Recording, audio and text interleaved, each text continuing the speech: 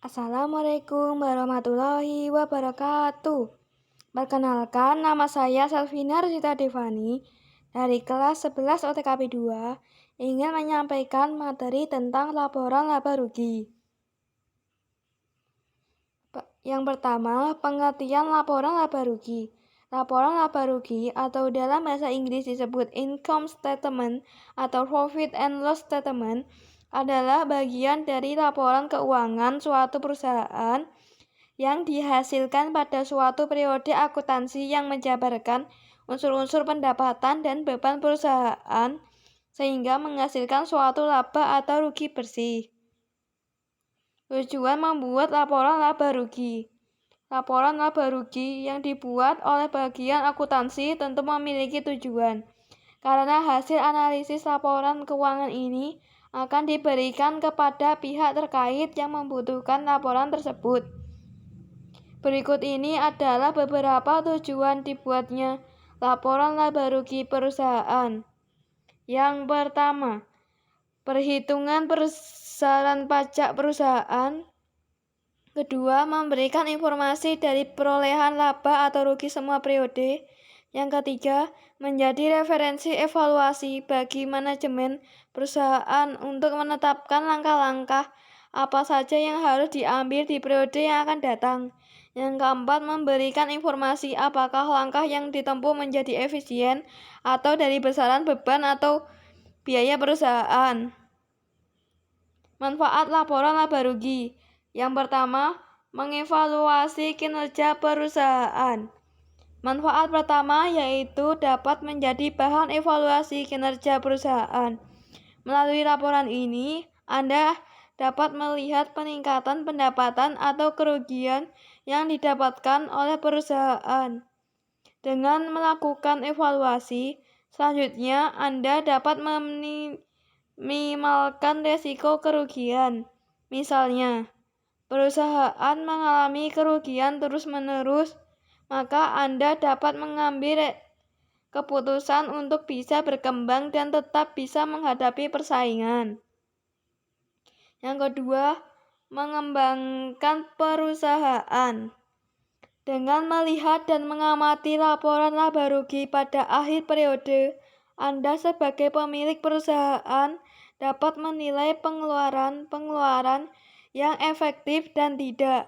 Hal ini akan sangat membantu perusahaan untuk mengembangkan perusahaan.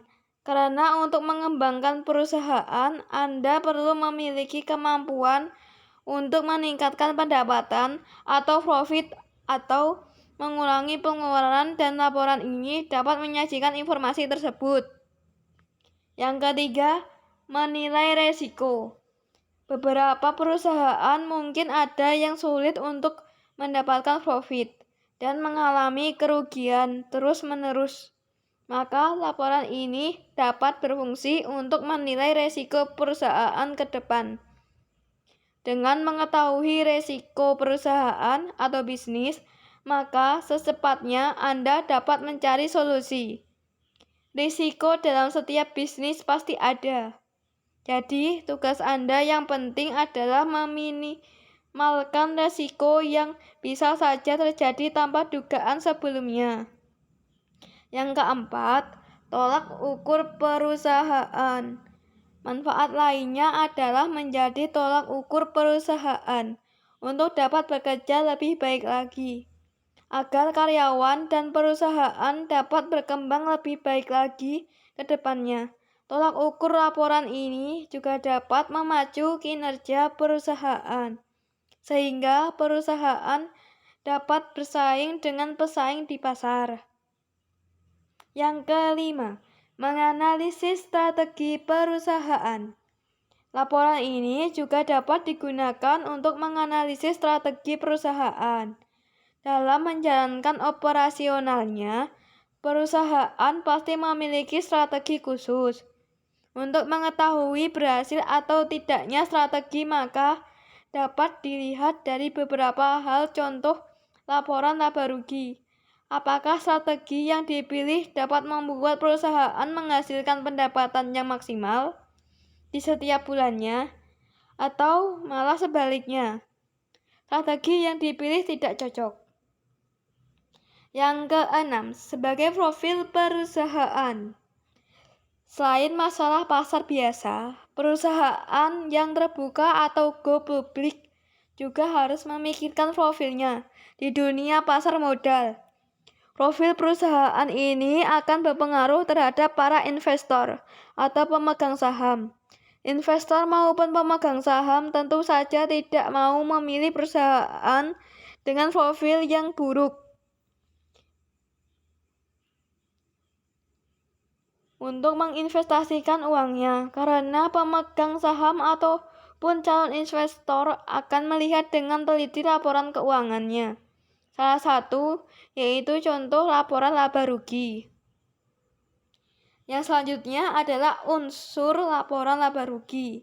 Di dalam laba rugi itu terdapat 1. Pendapatan revenue.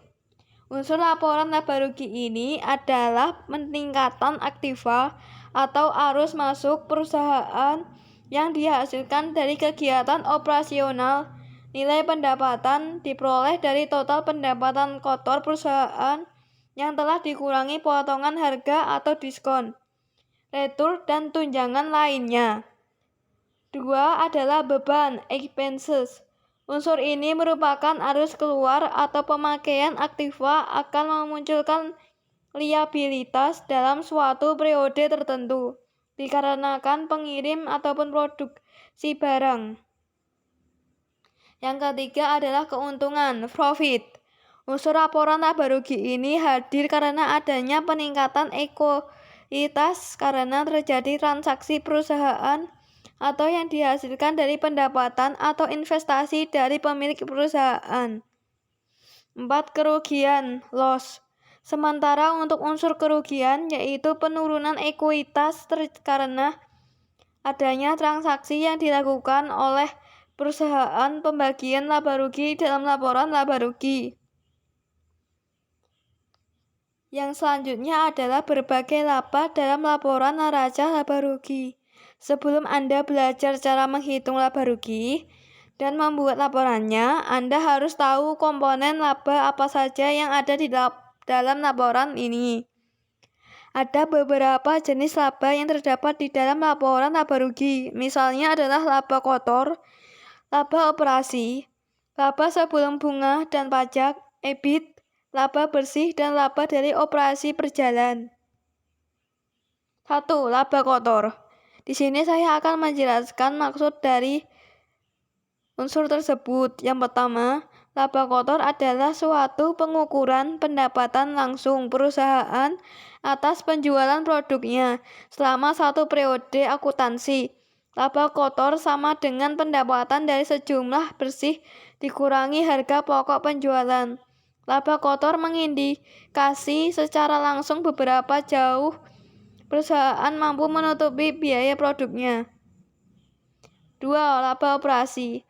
Laba operasi merupakan selisih antara penjualan dengan seluruh biaya dan beban operasi. Laba operasi dapat digunakan untuk mengukur seberapa jauh kemampuan perusahaan memperoleh pendapatan dari kegiatan bisnis utamanya.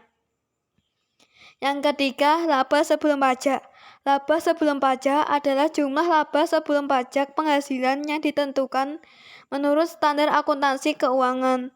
Laba ini tidak berpengaruh pada jumlah pajak penghasilan yang sebenarnya bagi pemakai laporan keuangan, dalam hal ini pengambilan keputusan. 4. Laba dari operasi berjalan. Merupakan laba dari bisnis perusahaan yang sedang berjalan setelah bunga dan pajak. Laba ini juga disebut dengan laba sebelum pos luar biasa dan operasi dalam penghentian. Yang terakhir adalah laba bersih. Laba bersih mengindikasikan profitabilitas perusahaan. Dalam laporan ini, selisih antara penjualan bersih dan harga pokok penjualan tersebut laba bersih. Laba bersih adalah kelebihan penjualan bersih terhadap harga pokok penjualan dipotong beban operasi dan pajak penghasilan. Faktor-faktor yang mempengaruhi laba bersih perusahaan adalah pendapatan, beban pokok penjualan, beban operasi, dan tarif pajak penghasilan. Yang selanjutnya adalah bentuk laporan laba rugi. Nah, yang terakhir ini ada dua bentuk laporan laba rugi yang umumnya dipergunakan dalam aktivitas pelaporan keuangan perusahaan, jasa maupun dagang, yaitu single step dan multiple step. Berikut adalah penjelasan dari masing-masing jenis ini. A. Single step.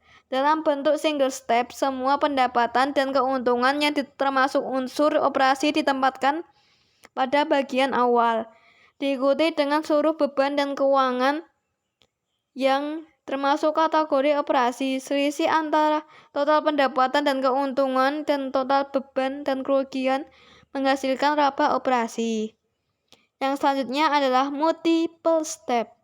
Laporan ini memisahkan transaksi operasional dari transaksi non-operasional, juga membandingkan biaya dan beban dengan pendapatan yang berhubungan.